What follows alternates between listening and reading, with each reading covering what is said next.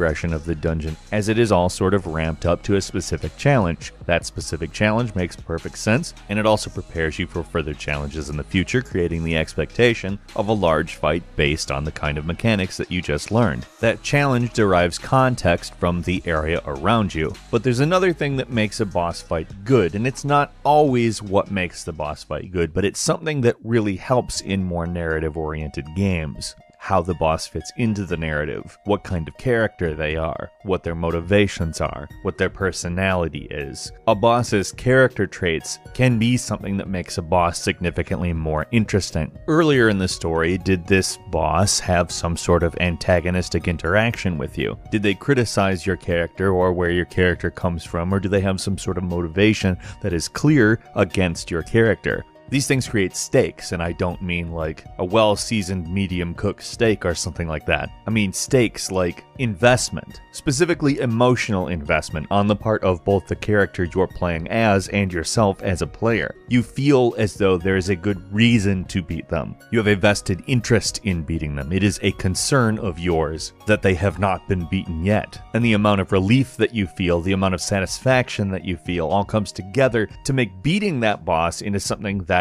actually makes facing the peril worthwhile. Yes, there is certainly an element of risk-reward that makes a boss worthwhile to fight. Sometimes you get the satisfaction of beating something that's difficult, sometimes you get in-game items, sometimes you get in-game currency, but if any of that takes place alongside an emotional investment on your part, then the win specifically can contribute to the progression of characterization. Basically what I'm saying, there's two elements to a good boss: challenge and stakes. And it's not even